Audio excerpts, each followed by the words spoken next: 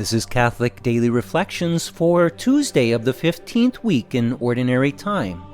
Today's reflection is entitled, Becoming Lukewarm.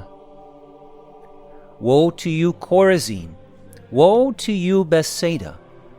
For if the mighty deeds done in your midst had been done in Tyre and Sidon, they would long ago have repented in sackcloth and ashes. But I tell you, it will be more tolerable for Tyre and Sidon on the day of judgment than for you. Chorazin and Bethsaida were Jewish towns that Jesus visited frequently to preach and to perform many mighty deeds. They were located just north of his city of residence, Capernaum. Tyre and Sidon were pagan coastal cities northeast of Chorazin and Bethsaida in modern-day Lebanon, and were towns known for their immoral living. Though Jesus did not spend much time in those cities, he did visit them at times. During Jesus' first recorded visit there, recall his encounter with the Syrophoenician woman who begged him to heal her daughter. The gospel passage quoted above took place prior to Jesus making that journey. Why was Jesus so harsh toward the towns he spent so much of his time in? Why did he rebuke Chorazin, Bethsaida, and Capernaum? To answer this, it's important to remember that Jesus spent most of his time preaching to the lost sheep of the house of Israel. In other words, his primary mission during his public ministry was to share the gospel with those who were descendants of Abraham and had been entrusted with the law of Moses, the teachings of the prophets, and the liturgical rites. For that reason, Jesus not only preached with perfection to these people, he also did miracle after miracle. And though there were many who did believe in him and became his disciples, there were many others who were indifferent or who flatly refused to believe in him. Today, Chorazin, Bethsaida, and Capernaum could be seen as symbols of those Catholics who were born and raised in the faith and were given good formation by their parents and others. Many parents whose children have gone astray from the faith wonder what they did wrong.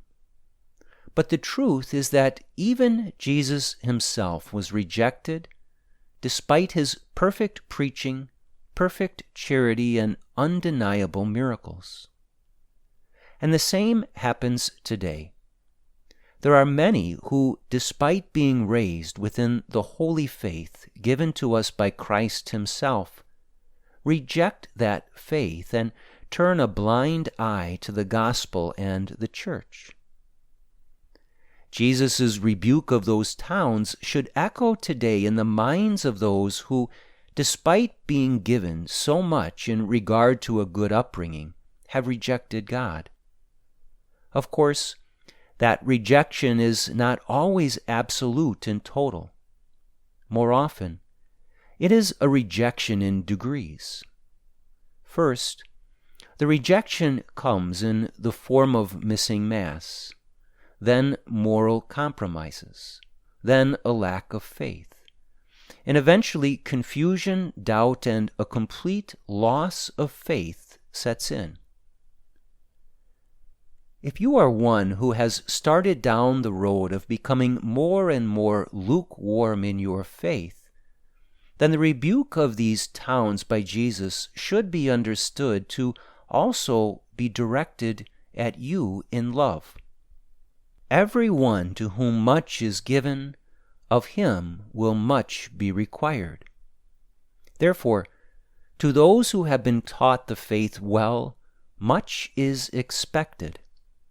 And when we fail to live up to that which is demanded of us by God out of love, a holy rebuke is exactly what we need. Reflect today upon whether the rebuke Jesus issues toward these towns is also issued toward you. Have you been blessed with a good formation in the faith? If so, have you done all you can to help nourish that faith and grow in your love of God? Or have you allowed your faith to dim, to become lukewarm, and to begin to wither and die? If you have been given much, have been raised in the faith, and have been privileged with good examples in your life, then know God expects much of you. Answer that high calling that is given to you, and respond to God with all your heart. Let us pray. My passionate Jesus, you poured out your heart and soul through your preaching to the people of Israel. Although many accepted you, many others rejected you. I thank you for the privilege I have been given to hear your holy word preached to me. Help me to respond to you with all my heart so that I will be counted among those who listen and believe. Jesus, I trust in you.